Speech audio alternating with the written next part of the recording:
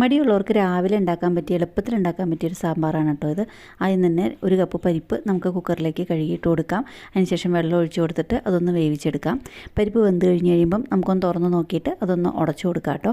തവി വെച്ചിട്ട് അതൊന്ന് ചെറുതായിട്ടൊന്ന് ഉടച്ചു കൊടുക്കുക. അതിനുശേഷം നിങ്ങൾക്ക് എന്തോരം സാമ്പാർ വേണോ അതിനനുസരിച്ചിട്ടുള്ള സവാള എടുക്കുക. ഞാനിപ്പോൾ ഒരു 2 ചെറിയ സവാളയും ഒരു ചെറിയ തക്കാളിയും ആണ് എടുത്തേക്കുന്നത്.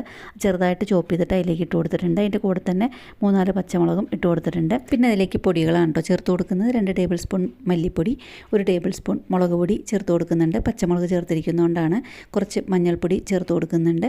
പിന്നെ അതുപോലെ തന്നെ ഒരു 1/2 സ്പൂൺ ഉലുവാപ്പൊടി ചേർത്ത് കൊടുക്കുന്നുണ്ട്. അതുപോലെ തന്നെ 3/4 സ്പൂൺ കായത്തിൻ്റെ പൊടിയും ചേർത്ത് കൊടുക്കുന്നുണ്ട്. ഇതെല്ലാം നിങ്ങൾക്ക് ടേസ്റ്റ് എന്തോരം കൂടി നിൽക്കണോ അതിനനുസരിച്ച് ചേർത്ത് കൊടുക്കാം.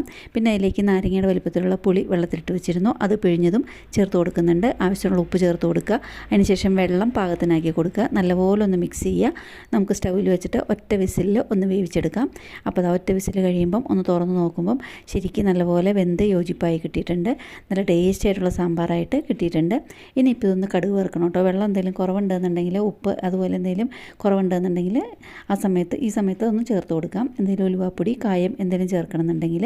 അപ്പോൾ ഇത് നല്ലപോലെ തിളച്ച് കഴിഞ്ഞ് കഴിയുമ്പം ഫ്ലെയിം ഓഫ് ചെയ്തിട്ട് വെളിച്ചെണ്ണയിൽ കടുകും മുളകും കറിവേപ്പിലയും ഒന്ന് മൂപ്പിച്ച് ഇട്ട് കൊടുക്കുക. ശരിക്കും തിളച്ച് കഴിയുമ്പം വേണം ഓഫ് ചെയ്തിട്ട് കടുക് വറുത്ത് ചേർക്കാനായിട്ട്.